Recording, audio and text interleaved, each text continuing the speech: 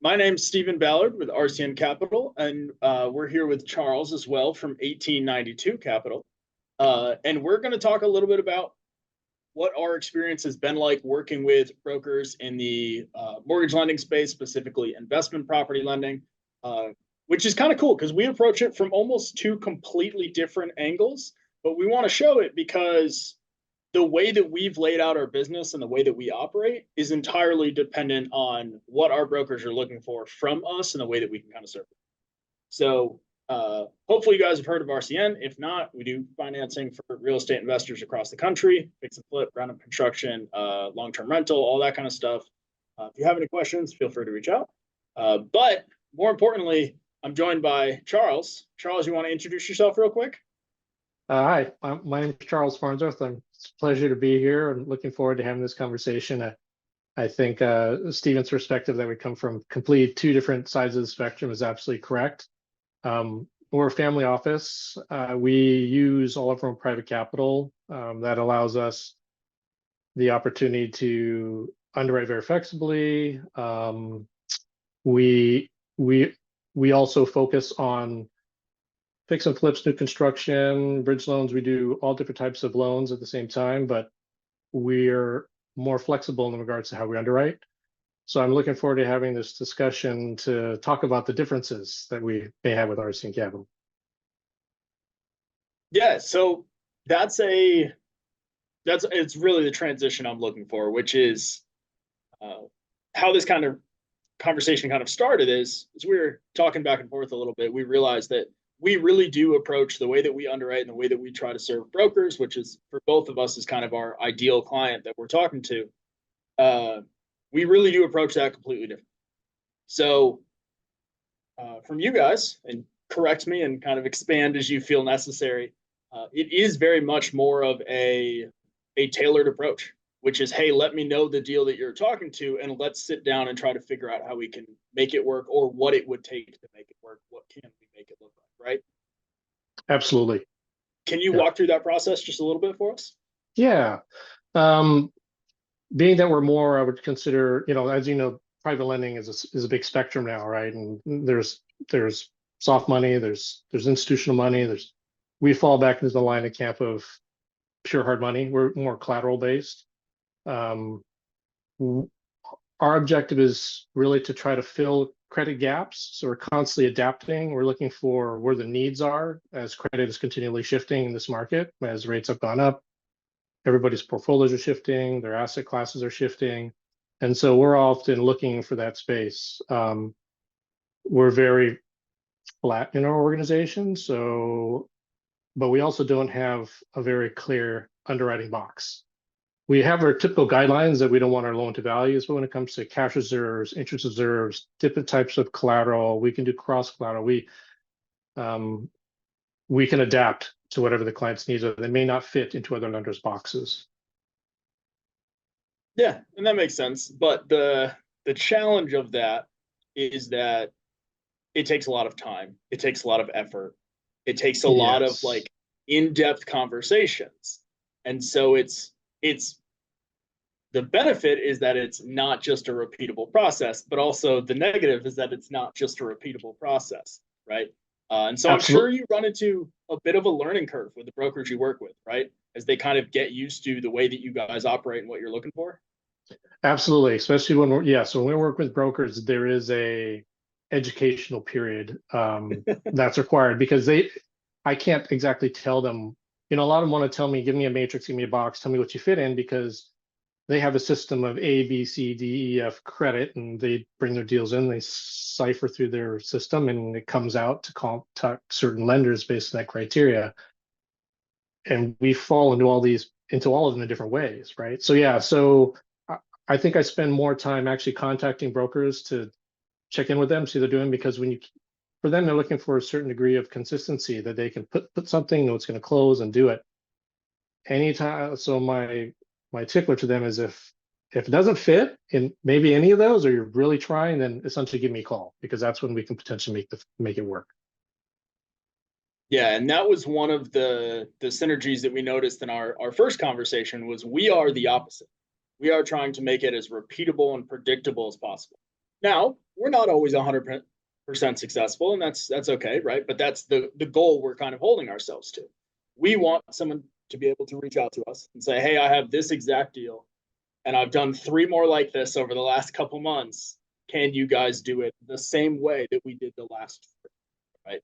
And that is what we are shooting out for. And so when we run into someone who's like, hey, this one's a little different than the last 3, what they mean by that is this one's extremely difficult and there's 15 moving pieces that we've never had before. That's where it's helpful as a broker to have someone else you can kick that to.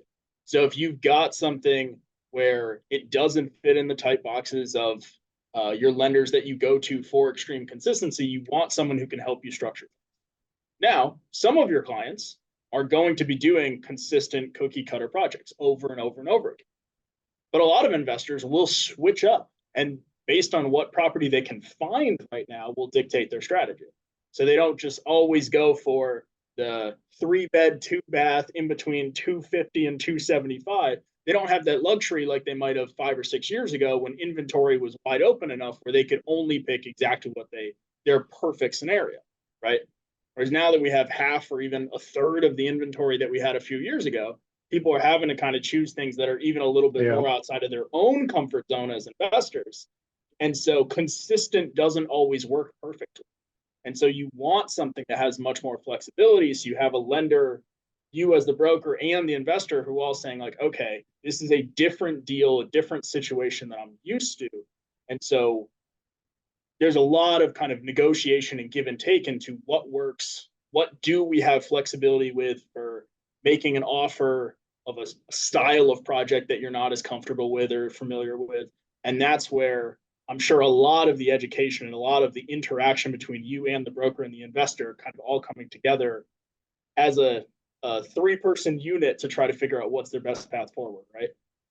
Absolutely. I think what RCN does is really critical too. I mean, what you guys do, I mean, I've been on the other side of the fence. I started as a business fixing and flipping homes, and there's nothing more that I want to know that if I brought a deal a certain way, in a certain way, that it's going to happen. And if you spend a lot of effort trying to lock that deal up, and last thing you do is call somebody who goes, well, maybe I can do it based on these circumstances. And that's not, when you're out looking for things, that's not what you're looking for, right? You want somebody that, if I bring it this way, I know you're going to do it, right? And so I think what you guys do is very, very important. And that didn't, go back 6, 7 years ago, that those lenders didn't exist, right? And so, I mean, you guys fill a very important role what's going on right now, and what's caused that. We were back then doing the same stuff, but we realized that that's when we started going a different direction. Like, let's let them do what they do well, right? They use technology. They tap into the opportunity to securitize these loans. They're creating this product and efficient system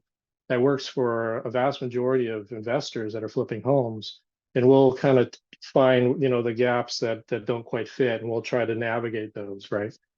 But yeah, your business is built on efficiency, technology, delivery, and ours is based on adaptability and looking and crafting along the way. So it is very interesting. It's different.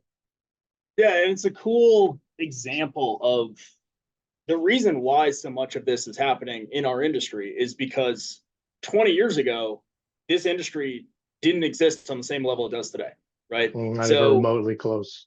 2010, 2011, 2012, you had to have people that were not related to this industry or were in it in a much smaller way that had to suddenly expand to fill this massive need because investors had tons of properties available, tons of inventory, a surprising amount of liquidity as kind of slowly became available, and had tons of opportunity, tons of properties that they could have purchased, but very little liquidity that they would have access to, that they could get to consistently, right? And so in real time in the last 10, 15 years, you're seeing not just financing entities like the two of us step in to say, yes, we help investors, but also starting to niche down even more to, we help investors with this specific. And so it might be, we help investors with consistency of financing offers. We help investors finding the perfect financing structure for them. We help investors customize financing to what they're looking for. And you see all of that play out in different ways. obviously there's positives and negatives to all of them. Like you were talking about earlier, the institutional money that wants to get into real estate investing more and more is looking for the consistency that they have in other asset types. And so you're kind of forced to do that to be able to deploy that money into the space. And it has its benefits, and you can do things, you can scale a lot easier, both for lenders, brokers, and investors, but you do lose some flexibility. And in doing that, you do have to, where 10 years ago, as a broker, you might have had to be able to have one hard money lender that just did everything for you. And if he said no, you're like, well, I'm not going to do it. Right. Now, and especially in the last 5 years or so, people are really having to diversify. And this is something where in 2017, 18, and 19, I would tell people, hey, you really should find one lender that you send virtually everything to. I was wrong, and I'm okay admitting that. Now you should find multiple lenders that you like to work with, and you should have a very good idea of at what point do they help your clients and what exact problem they help your clients with. Because weirdly, even though you and I both provide financing to real estate investors, we really don't solve the same problem. Not at all. I think now is a good time to be a broker. I mean, this capital things we're looking nicely siloed until the interest rate went up, over 100%. Things really kind of got broken up into little pieces, and everybody spread out and looked for different places. And so I think brokers have a real opportunity right now. And so back to your statement, yeah, you want a good, quiver of different types of lenders to deliver to your client base, and they're all over the. I mean, you're seeing a lot of preferred debt and equity and mezzanine financing now sort of come into play. You're seeing a lot of bridge money now come into play to try to fill the regional lenders gap for the banks. They might be 1 percentage point higher or 1.5 higher and charge 1 point, but they'll get it done, right? And those didn't really exist. And so now hard money rates used to be, at least when I was first doing it, 24%.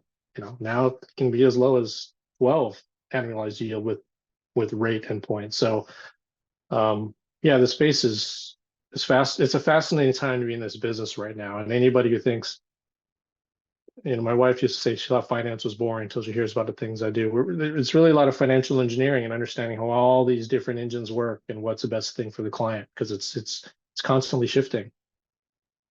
Yeah, that's something that I kind of, on that last point that you brought up, of this is a space that is constantly shifting, and we need to be focused primarily on what's best for the client.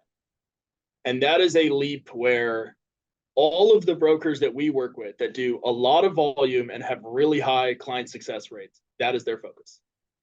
And they will tell us, like, that's not what's best for my client, right? They could have closed 10 loans with us the previous month, and they come to us and they're like, that's not what's best for my client. And that focus is perfect. That's what you want as a broker, right? You want to be the client advocate. In order to do that, though, the struggle is you have to know what your client wants. You have to know what they actually need. You have to know what their problems are, and ideally even better than they do themselves. So when you're talking to your clients, you want to try to figure out, are they looking for consistency? Is this a weird deal for them or another Tuesday for them, right? Is this their first ever deal, and so they're going to need a lot more hand-holding and walking through? Have they done 100 of these?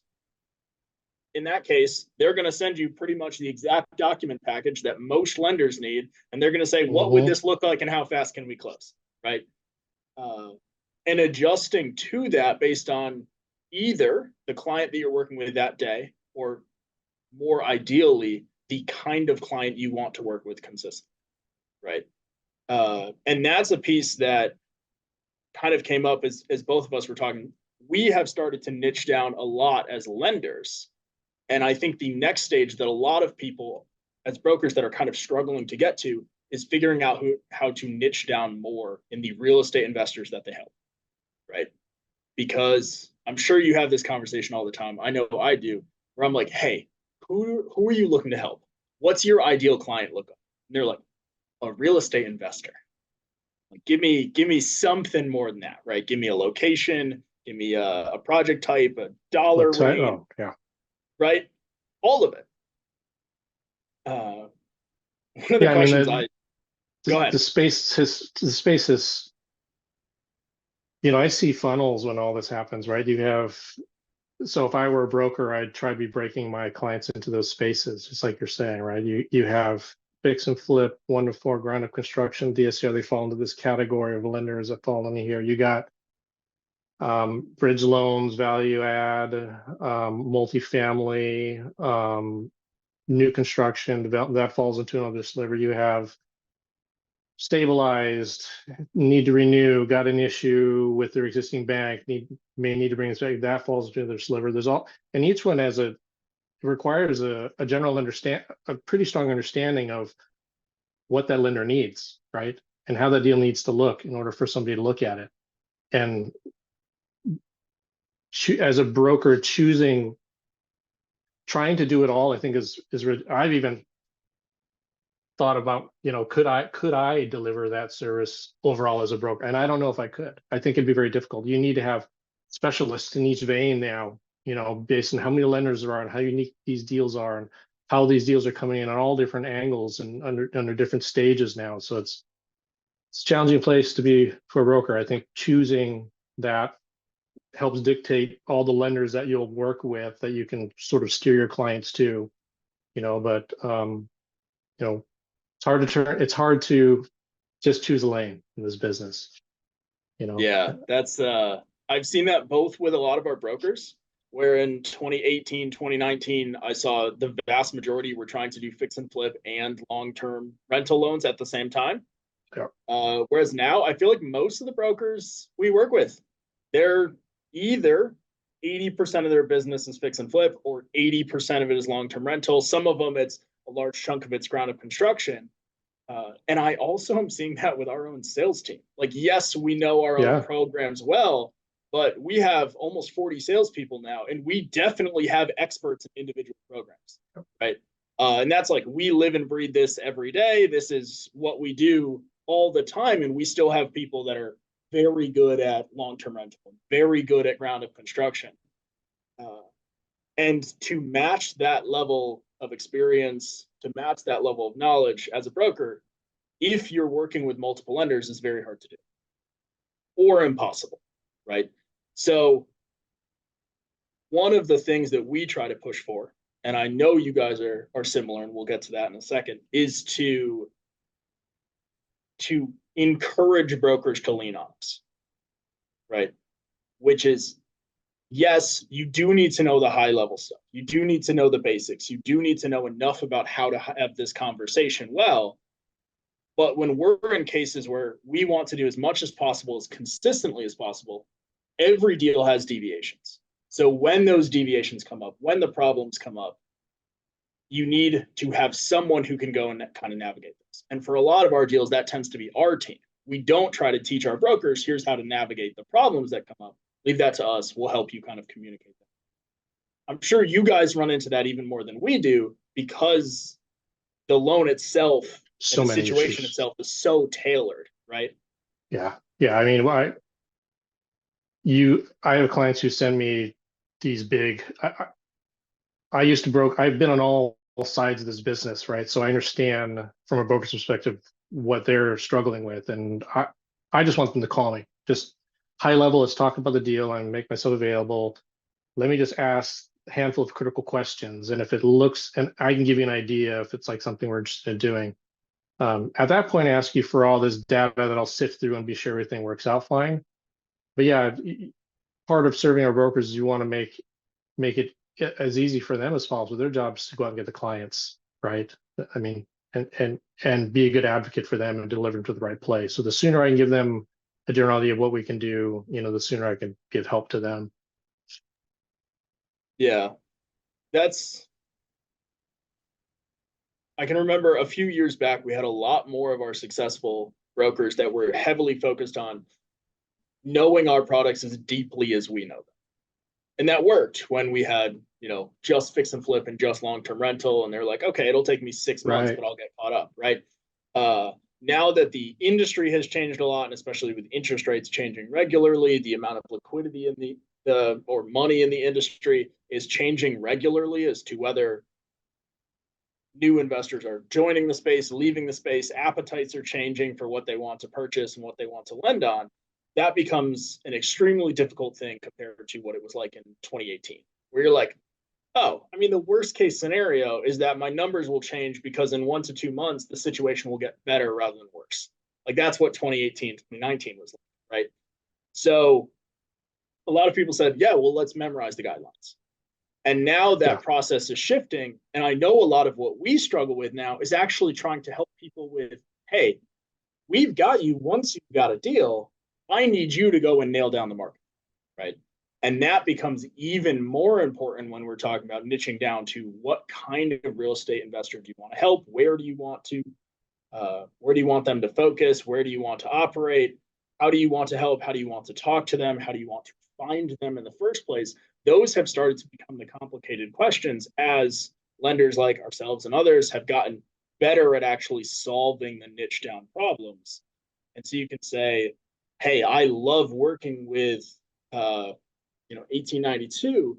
And so I'm going to try to find as many people that have deals that need more creative. So I'm looking for investors that don't stick themselves in boxes and will come and say, they'll look at a bunch of different markets. They'll look at a bunch of different deal types and they'll say, the data is going to tell me what's a good deal and a bad deal, and not just I've done this 50 times before, right?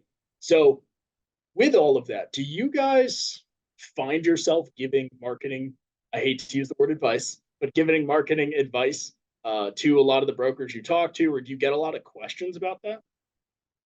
Yeah, when it comes to helping brokers market, I'm fortunate that most of my brokers are a little bit more experienced. I think I generally attract those types of brokers because they already have recognized based on years of experience that they have a deal that's going to be difficult. Their existing lender base is, for whatever reason, they know it's going to be a problem. So they go out and they look for a lender like me. So I'll have brokers, secondary market capital advisors calling me, hey, what do you guys do? Give me an idea. When we have a deal, we'll send it your way. And that generally prompts what I call the experimental deals, right? They start sending you a couple to try to get a sense for what you can or can't do and try to feel you out a little bit. Everyone's favorite, the experimental deals. Yeah. Yeah. It's like, they're going to look like this? No. But no, we got to develop those relationships slowly, encourage more deal flow. Eventually, you learn by talking about each deal and what your appetite looks like. So that's why I encourage them to just call me to talk about it. Don't send me a whole lot of stuff. You can if you want to, but let's call and talk about it. Yeah. And if it fits, then let's figure what we can do to see if we can move it forward. Okay, that makes sense. So one of the things that we haven't addressed so far, which I know we talked about a little bit the last time we were able to catch up, that unfortunately wasn't recorded, but it was a good conversation. So, but we didn't go into it super heavy, and I'd like to a little bit today if we can, which is the amount that both of us say no, right? And how important that is, not just for lenders, but for the investors that kind of get help down the road, right? Do you want to talk about that at all? Sure. I hate saying no, but what lender doesn't? When I worked at a bank for 10 years, they would always send us out to say we're doing loans even though I knew we weren't. It's tough to do that. Again, being on both sides of the fence and what it's like to be a broker, I'd rather you say no, like right away, right? And so we'll say no to two primary reasons, right? One is we just don't have the capital. That's part of the problem with being an artisan, small or funded lender is we don't have bottomless capital, right? And so although we're fairly consistent in the way we make decisions, and bring me a deal that I would do today, I might not do it tomorrow, largely because I have capital constraint, right? But I'll tell them that. I'm not afraid to say I have a capital constraint. You used to be a little worried about that. Now they're going to call me back. But I sort of set the guidelines with my brokers to say, hey, I'm going to tell you no if I have a capital constraint. And once I have capital available, I'll send an email out to you and tell you to bring the deals back in, right? And the other way I'll say no is if the deal just doesn't look good sometimes. And that sometimes gets awkward because we'll often have clients bring in resources to make the deal look better. But sometimes we'll still say no, because if there's not enough margin in it, there's just risk. And when a client, I don't know if they have multiple deals out there, the more deals they have out there, they're going to end up steering resources to the deal that has the greatest reward. So if you have a lot of deals out there and you've taken the one that's thin and it's got risk, yours is going to be most susceptible to failure if there's yours is going to be the first domino if the dominoes start to fall, right? And so, that's sometimes not in alignment with brokers, because brokers, they're trying to close the deal. It's not always, I want to say it's of importance to them, but they also know that if I don't do it, somebody else is probably going to do it. Developers are optimistic by nature. They're going to find a way to do it, whether it doesn't make often absolute sense or not, right? But if you've been in a workout or you've been in a situation that doesn't do well enough times, those are just the last places you ever want to be. I always tell brokers, I'd rather take you to lunch and have you say, told you you should have done that deal, it was a great deal, than have you not call me back because I'm applying a lot of pressure on your client because now I got to collect or I got to deal with something, right? Yeah. So I'd rather you tell me I told you I was right than us have something that goes wrong. I'm so glad you said that, because that has become my favorite phrase in that scenario, which is to say, like, hey, this isn't something we're going to do. I don't think you and your client should do this, but I'd love to be proven wrong. Like, when it goes well, let me know, text me, shoot me an email, whatever, right? I have gotten people that have reached back out to me that've been like, that deal did work. I have too. Which is But that's honestly, it's a fine with great me. feeling though, right? Yeah. It's Gives me an great opportunity feeling. to talk with them too, and our relationship is intact. Yeah. Right. And that's what's really important to me, is to have relationships that are intact. A bad deal can destroy a relationship. Doesn't matter whose fault it was. Just it's And a bad feeling. I've had a number of people that have also referred over clients, even though I didn't work with them originally, because I told them no on a deal that didn't work out. Yep. So I've had investors where I'm like, hey, not only are we not going to do this, but I don't think you should either. You're standing to make 10 grand here, but you've got 60 grand invested. And if anything goes wrong, you're losing money. I don't think you should do this. And then 6 months later, I've gotten 2 or 3 investors that have closed. That first guy might not have even done anything else, right? But I've gotten 2 or 3 other people that have actually started to produce business, because the first guy was like, not only did he tell me no, but he told me why I should back out of it. And the tough part is when they have, earnest money in or anything like that. And I've got to be like, look, you're better off losing 5 grand now or 10 grand now than 50 grand 6 months from now. Right. The nice thing is this market, it was tough to do that early on when the market was just hot and everybody had to make offers. But now, fortunately, we're back to, I would say, a healthier market where you can make an offer with it and still keep a 5-day contingency or something to protect your earnest money. That's what I always tell my clients: get the offer tied down, try to get 3, 4, 5, just get any amount of time that you can call me. Let's take a good look at it before your earnest money goes hard. So I do my best to tell clients, structure the deal so your earnest money doesn't go hard if you can. Just give yourself some time. That's really cool. I haven't been recommending that to people because I've still had the mindset of like, oh, the market's too hot to go in and ask for those kind of contingencies. And I've never thought to do that before. So I'm going to steal that. So this that's like that was a good old days when the banks were dumping and nobody was buying them. Standard 10-day inspection. There's all sorts of things that would go on during that time. But now, you're right. I mean, 2-3 years ago when you couldn't do that. Offers. Yeah. You had to make your offer, no contingencies, close right there. And that was awkward. And I would tell clients, then the response is put the smallest earnest money you can down, because you don't know what's going to happen, Yeah. That's a good little But nugget. You can sometimes get the time. Yeah, you can get the time now. Yeah, I mean that's a good little nugget for those of you guys who haven't been employing that tactic, right?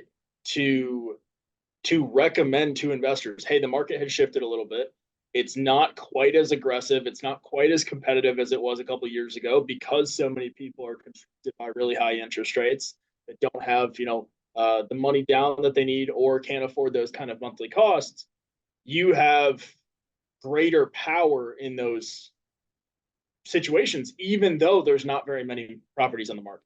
And so you might be able to come into situations like that where you can ask for things that in 2020 or 2021 or 2022 you couldn't ask for, or you could ask for, but you'd be laughed at. You wouldn't get it, right? And a lot of investors probably haven't made that adjustment either. Because like I just said, I hadn't made that. That's something from now on I'm going to be coaching the clients that I talk to. I mean, the standard ask for that. Standard procedure before was give them a decent, give them a decent price. Don't try to knock them down. Have 8 to close fast with no contingencies. Give them a decent price, but ask for time.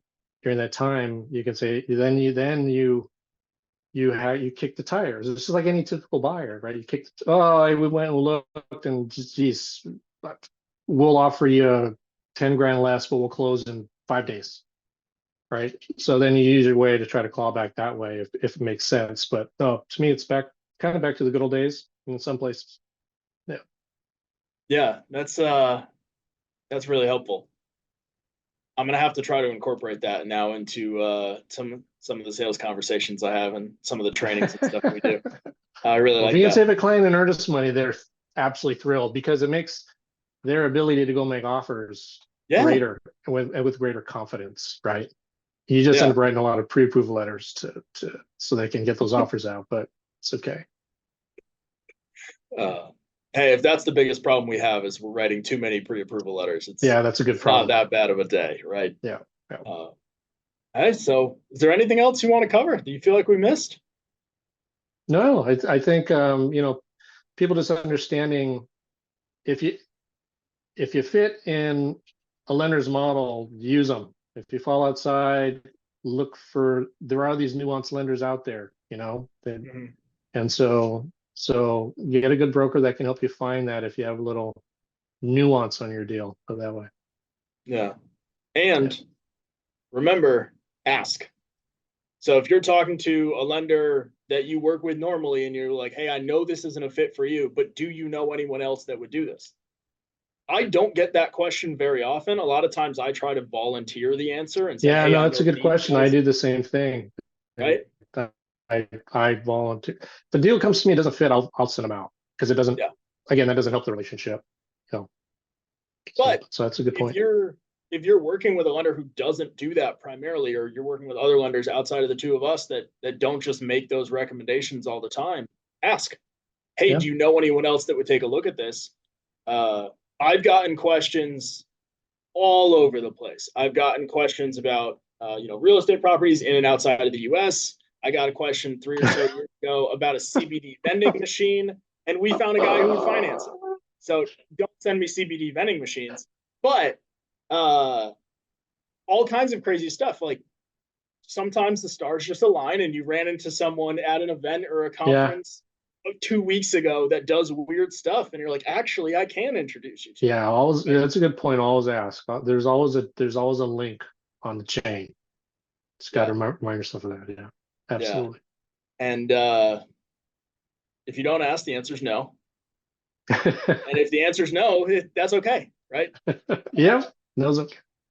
So there's nothing else you take away from this. I hope that's been helpful. If this has been helpful, let us know, and we can do more stuff like it. Charles, I appreciate the time. It's been great, and it's been helpful for me. Like I said, I'm going to have to incorporate the little piece about the earnest money now when I talk to clients. Well, I appreciate the meeting and discussion. I really enjoy talking to other lenders. It helps me understand what's going on in our vast universe out there now. Yeah, and if there's ever anything I can do to help, you know where to find me. Let me know, all right? Sounds great. Appreciate the time. Okay, thanks.